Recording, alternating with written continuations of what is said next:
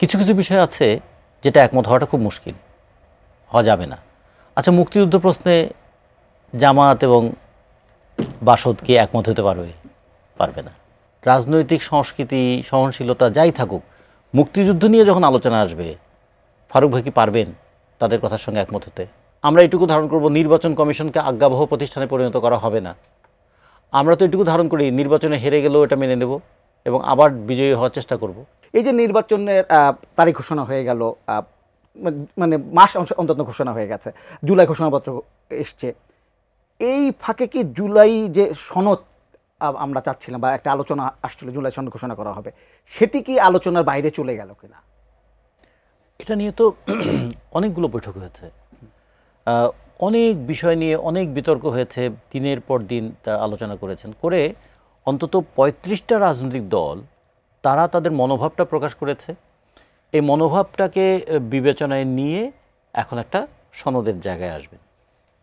এখানে অনেকগুলো বিষয় আছে যেগুলো আমরা খুব দ্রুত একমত হয়ে যাব, হয়ে গেছিও। কিছু কিছু বিষয় আছে যেটা একমত হওয়াটা খুব মুশকিল, হওয়া যাবে না। আচ্ছা, মুক্তিযুদ্ধ প্রশ্নে জামাত এবং বাসদ কি একমত হতে পারবে? পারবে না। মুক্তিযুদ্ধের একজন সেক্টর কমান্ডার ছিলেন, জেট ফোর্সের অধিনায়ক ছিলেন জিয়াউর রহমান, আর সেই সময় মুক্তিযুদ্ধের বিরোধিতা করেছিল জামাত। তাহলে তখন তারা গান পয়েন্টে ফয়সালা করেছে।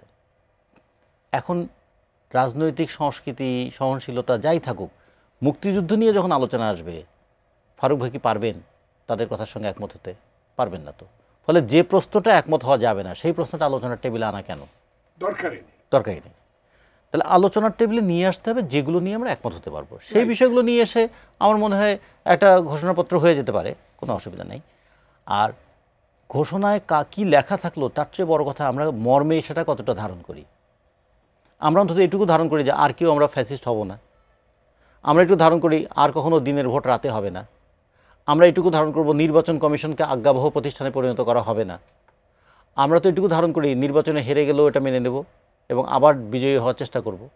এবং অন্তত এইবার অন্তত আমরা দেখতে চাইব যে অন্তর্বর্তীকালীন সরকার সে তো আর কোনো ক্যান্ডিডেট দেবে না। তার কারো প্রতি স্নেহ থাকতে পারে, কিন্তু সে তো আর কোনো ক্যান্ডিডেট দিচ্ছে না। ফলে তার পক্ষে নির্বাচনকে দলীয়করণ করা বা প্রভাবিত করার স্কোপটা কম। ফলে তিনি তার জায়গাটায় অন্তত এইটুকু প্রমাণটা রাখবেন যে নির্বাচনটা সুষ্ঠু হওয়ার জন্য যা যা করা দরকার আমরা করব। এগুলো যদি হয় তাহলে আপাত অর্থে আমরা মনে করব যে এটাই একটা লেভেল প্লেয়িং ফিল্ড।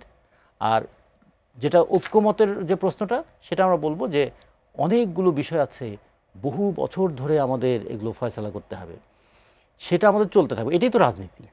যেমন ফারুক ভাইদের সঙ্গে আমাদের একটা জায়গায় একমত হয়েছিল, আমরা এই শেখ হাসিনার দুঃশাসনের বিরুদ্ধে লড়াই করেছি, কিন্তু আমরা সমাজতন্ত্র চাই, তারা পুঁজিবাদ চায়। এই প্রশ্নে তারা একমত হবে না। এই প্রশ্ন তো আমাদের এটা চলতেই থাকবে। ফলে এখন যদি বলেন আসেন দুইজন পুঁজিবাদ আর সমাজতন্ত্র এক হয়ে যাক, তাতে হবে না। তো ফলে এইরকম অনেক বিষয় আমরা জানি যে এখানে বলে একটা ডেমোক্রেটিক ডিসেন্সি, মানে আমি জানি যে বিষয়টা নিয়ে আপনার সঙ্গে আমি একমত হতে পারবো না, আমি খুব ডিসেন্টলি সেই বিষয়গুলো আমি একটু আলোচনার বাইরে রাখবো। এটা তো অনেকটা কৌশলও তো, তাই না? যে একমত হওয়ার ক্ষেত্রে তো সবসময় শুধু তর্ক করেই একমত হওয়া যায় না। সেক্ষেত্রে কখনো কখনো একমত হওয়ার জন্য কিছু পদ্ধতি প্রয়োগ করতে হয়, কিছু বুদ্ধিমত্তা প্রয়োগ করতে হয়, কিছু কমন সেন্সও প্রয়োগ করতে হয়। তো ফলে সেগুলো প্রয়োগ করে আমার মনে হয় এটা করা সম্ভব। আর যদি মনে করি যে এমন একটা প্রশ্ন তুলব, আমাদের গ্রামে কিন্তু এই স্বভাবটা আছে, এমনকি বিয়ের আলোচনার মধ্যে একজন এমন একটা তেরা কথা তুলে দেবে, বিয়েই ভেঙে যায়। বলে আমাদের দেশে তো এই প্র্যাকটিসগুলো আছেই ভাই।